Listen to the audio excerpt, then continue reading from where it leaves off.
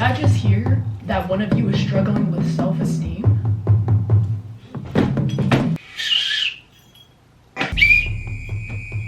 Not in my kingdom. Not here. Princesses and princes, welcome back to Princess University. Today I'm going to be doing my best to supply you guys with the tools that you need to become confident. Today's syllabus we have confidence explained, fighting your inner critic, getting into the game, and discussion board because I need to see actions. Right. Confidence isn't something that we say, it's something we do. I am someone who fought hard for their confidence. Socializing, I pushed myself. Public speaking, I pushed myself. My career, I pushed myself hard. I grew up as a very shy, timid kid. Never spoke to anyone unless they spoke to me first. Didn't feel confident in myself. I based my value in what people thought about me that day. And now I'm at a point where I feel very secure in myself. True confidence comes from yourself. No one can give you that foundation. It has to come from here. Okay, slide 1, we have the definition of confidence is simply trust in yourself. Okay, so why am I confident? Because I'm exactly who I say I am, right? So princes and princesses, in life, there's gonna be rats. These are your ops. And they're gonna try to break you down. They're gonna be like, oh, who does this girl think she is? Oh, you're just a flop. Oh, who am I? Oh, I'm exactly who I say I am, babe. Hope that helps. Praying for your healing though, right? I'm confident because I am who I say I am and I can stand on that. So if one of my ops here tried to come at me and be like, oh, Alana, you're such a blue hippo today. Huh? What? Girl, I am not a hungry hippo. Don't play with me. So yeah, this is why you need confidence, because they're just gonna keep popping up and sucking your energy. But you'll be untouchable because I'm about to supply you with everything you need to build your confidence. Right? If confidence is trust in yourself, it's simply trust in yourself, are we going to whisper affirmations to ourselves? No. Are we going to wait for some random day when we wake up confident because we feel good that day and someone complimented us one time? Also no, we're going to build trust in ourselves. Building trust, this is the key. Building trust is keeping the promises you make to yourself. All right, so this is you. This is you one random night. You say to yourself, tomorrow I'm gonna wake up at 5 a.m. I'm gonna go to the gym, I'm gonna journal, and I'm gonna speak kindly to myself. This is where you begin to lose trust in yourself. And this explains where your insecurity is coming from. Because that has nothing to do with other people. Because when you're secure in yourself, the rats, your ops, that can't even reach you. Because you built something so unshakable.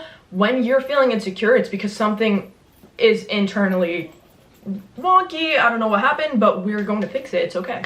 When you don't follow through with those promises and you don't build trust with yourself, here comes your confirmation bias at work. Oh, I knew I couldn't do it. I'm always going to be a flop. You lose trust in yourself. This confirmation bias, which is, I'm gonna pivot here actually. What we believe about our lives is what we make true about our lives. So our brains have a confirmation bias that is actively working to affirm all the beliefs, all the pre-existing beliefs that we've made about ourselves. So if the way that you think about yourself and your life is negative, you're working in direct opposition of yourself. You're working against yourself. There's a quote by this dude, Carlos. That's like so disrespectful. He's probably some like philosopher and I'm like, this random dude.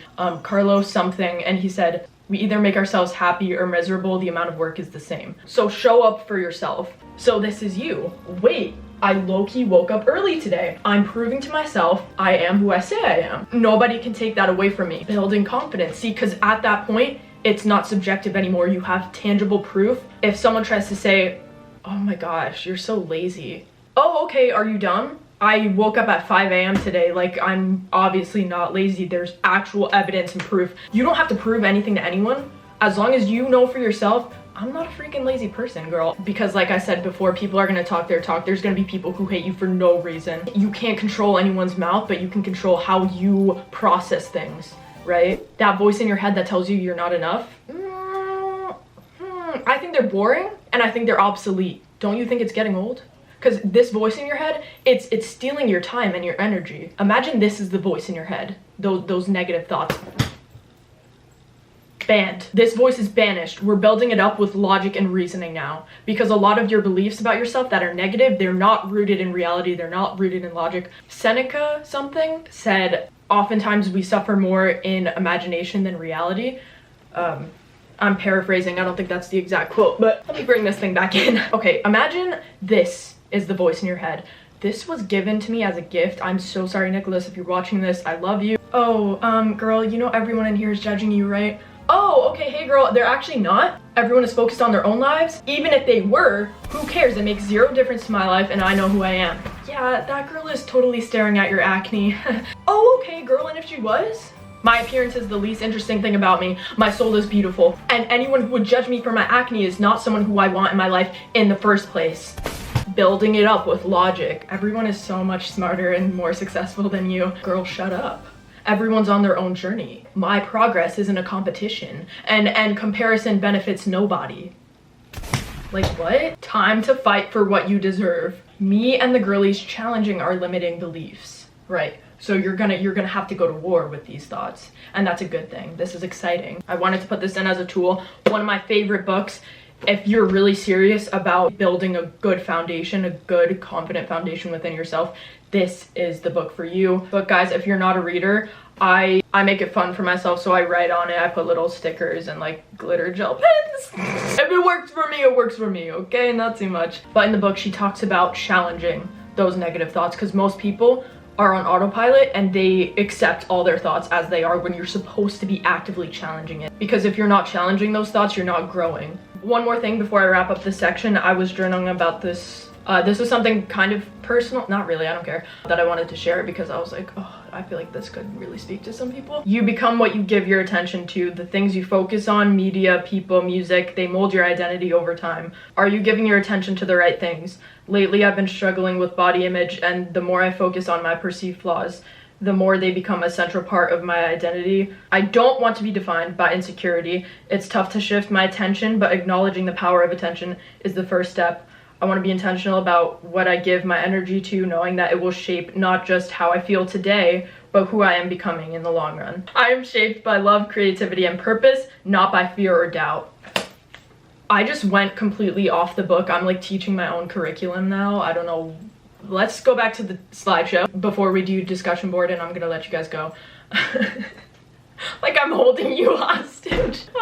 No, but it's so important. Like I want this message to be heard because it's so important. Self-concept. If you don't know who you are, the world is going to tell you what you are. A strong self-concept is actually going to shield you from needing outside validation, others' expectations, and falling into comparison traps. You need your self-concept. This is a mini example of self-concept, so I put good luck gaslighting me because I know who I am. So without knowing yourself and without this foundation, when the rats pop up in your life, you're gonna be like, oh, they are right. And in the same way, if you know yourself inside out, nobody can tell you anything. And for each of these traits of mine, I don't go around saying, everyone look at me. I'm so hardworking. I'm so confident in myself. If you look at my life, I can stand on each of these because I live it. I don't speak affirmations to myself and say, you know what, you're so smart. No, I'm smart because I invest in myself. I invest in my brain. I invest in my education. I read, I listen to podcasts. I take in wisdom and knowledge from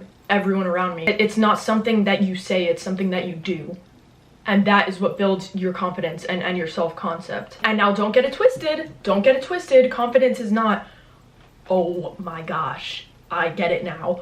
I am so much better than everyone else. That's arrogance. That's not confidence. It would be arrogance to think, I'm perfect and like there's not a flaw within me. I don't need to change a single thing about myself. I'm perfect. That's false confidence. Part of building your confidence is acknowledging your strengths, yes, but it's also acknowledging your weaknesses. Because how else would we grow or improve if we didn't acknowledge those weaknesses? Like we are not God, bro. Like there's always room for improvement everywhere. So many recap. Number 1, build trust in yourself. When you are who you say you are, nobody can tell you otherwise. Number 2, strengthen your self-concept. This part may seem scary because it's like, oh, I don't even know who I am. That's the fun part, is you get to create that. I used to be this insecure, awkward kid, and I kind of like reinvented myself, frick. Number 3, challenge your thoughts. You guys know that feeling after you watch a superhero movie? That's how I want you guys to feel after you watch Princess University episodes. I just hope that you leave feeling empowered and more knowledgeable on how to, you know, step into your fullest potential. I want to be able to supply you guys with the tools, but it's up to you to apply it to your life and really live it, and that's why we're gonna get into last slide, I promise.